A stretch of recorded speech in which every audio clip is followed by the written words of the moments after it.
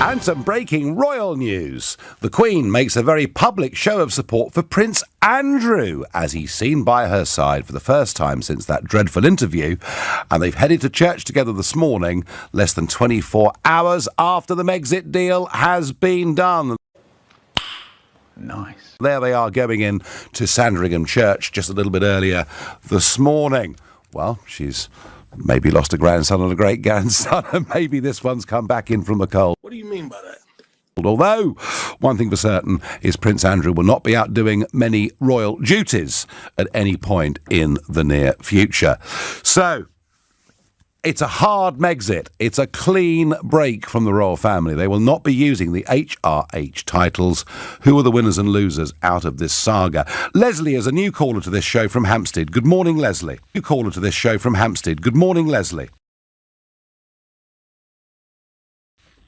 Good morning, Nigel. It's just occurred to me, actually, there's no reason why Harry couldn't go back into the military if he wanted to. I have a relative who is interviewing and recruiting former army officers because they're so short of them. Yeah, what he could do, and I guess if everything went wrong, that's probably what he would do. but at least he gets his family back, if you know what I mean. Well, I think that point about it being a second family is an important part of this story. Bro, what are you talking about, man?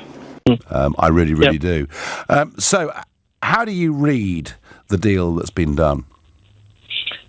From the angle of security, I mean, if he uses private security in the United Kingdom, it can't be armed. So the public is still going to end up paying for his security because he's a kidnap risk.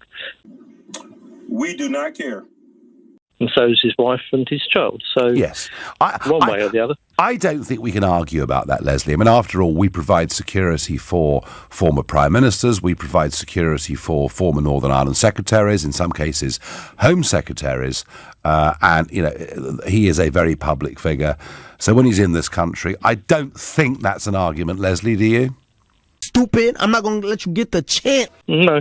The other thing, of course, is when he's in America and in Canada, could he buy the same level of security over there? Again, armed, because no matter where he's in the world, he's still a kidnap risk, whether he's here or elsewhere.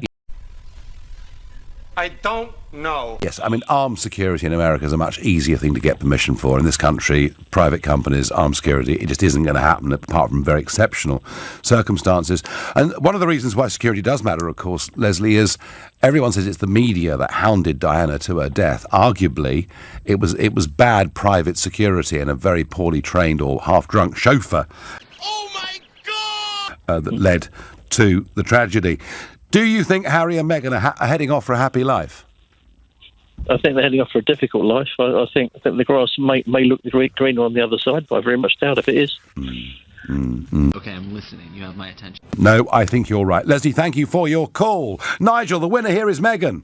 She is free of the restraints of being attached to royalty, says Vanessa in Solihull. Merlin says Harry will now have time to binge-watch The Crown and Game of Thrones. Well, we did say his wife could appear. What do you mean by that? In one of the contemporary episodes. Nigel, Harry, Meghan and Man City all relinquished their titles yesterday. Yes, Tony, for those that follow it, Crystal Palace got a 2-2 draw at Man City. What the hell? And Liverpool are just sailing away off to the Premier League title. Harry losing his commission and military associations will ultimately be the hardest part of this divorce from the firm for Harry. Fact. This is his biggest sacrifice. I hope Meghan appreciates it. Jenny, that was very much a point that Angela Levin made earlier, that, you know, she hopes really passionately that Meghan understands just how much Harry has given up for her, and he is in my view, he is the big loser out of all of this. I don't like where this is going. That's certainly how I feel about it. Fiona in Inverness says she thinks Harry's a fool. If they were sincere about charity work, they could have done so much good in this country, just like Prince Charles with the Prince's Trust and the Duke of Edinburgh with the award scheme. Now it's all about money. Should they be able to use Sussex Royal as a brand name? No, they should not. Why? Seems to me, and remarkably insensitive that the update on that website says, see here, the recent work of His and Her Royal Highnesses. Very strange. I mean, lady, see, it's just total word salad. It's insanity. It's rubbish. I mean, he's on the one hand saying there are so many problems that governments have to cope with, which there are, and they're usually coping very ineffectually, I have to say. Okay. And then he's on the other hand saying, but then you will bring in young people who are inexperienced and therefore might be able to have an opinion, but wouldn't necessarily have a solution. He wants them to be brought in to the decision-making process. Really, nigga? I mean, the guy's a total idiot. I mean, if he'd ever run anything except his mouth, he'd know that it's not possible to have, if you're going to be running something, there has to be a leader. Yes, exactly. There has to be somebody who is the ideas person. And then, yes, you have people who are going to go along with you and help you. But you can't have endless input. It creates havoc. It doesn't create a solution. Are you sure about that? And the idea that governments should have young people telling it, it's so stupid. I mean, but he is stupid. Listen, this is a guy who at school could only pass worms. He couldn't even pass his art exam. What? Bro, what are you talking about, man? And believe me, nowadays, where you don't even have to do life drawing or anything, passing an art exam is so easy.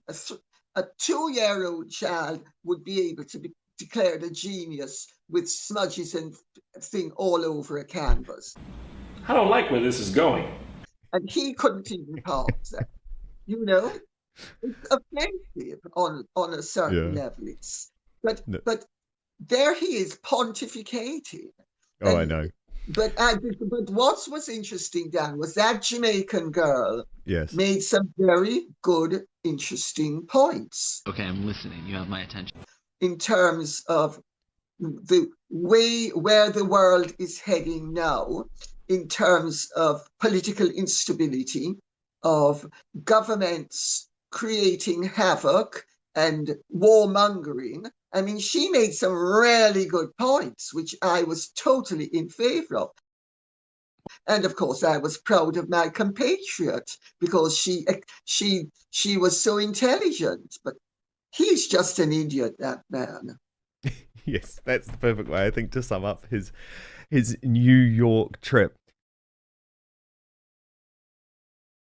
But ladies, I want to talk to you about the other big story which has a royal connection this week. Mohammed Al Fayed, these explosive revelations from the BBC with multiple rape claims. For folk who don't know, Mohammed Al Fayed was, of course, the father of Dodi Al Fayed, who died in the Paris tunnel with Princess Diana, the owner of Harrods for many years. Okay. And her almost into the Ghislaine Maxwell of the piece. And I believe you have a personal connection with her and some real insight into what the BBC are trying to do here. But first, it turns out the key to losing weight and keeping it off is not in carbs or fat or even probiotic-rich foods. Are you serious? No, the end game of having a healthy weight, as well as more energy and a long, healthy life, comes down to a specific switch you can flip in your body to flush out unnecessary calories. So that was a f***ing lie. Dr. Stephen Gundry is calling this caloric bypass. And by activating this specific process in your body, he has seen thousands of people dramatically improve their health, even at age 50 and beyond. Oh my God! Wow! This includes losing weight, getting tons more energy, and returning to the good health that they had in their youth once they simply address this one key to better health. Hey, y'all, come look at this. Not only that, this is actually associated with improved digestion, strong feeling joints, and muscles, smoother skin, and healthier lives, meaning it could be the key to a happy life. Boring. Dr. Stephen Gundry has lost 70 pounds himself using his research and has kept the weight off for over 20 years and counting. His digestive issues are gone, his health is fantastic, and he feels younger and healthier today than he did in his 40s. His video has been watched by over 20 million people to date, and you can watch and learn more about it at thehealthyfat.com/outspoken. It's linked at the bottom of this video on YouTube and Rumble, but he'll teach you exactly how he has kept his weight off for free.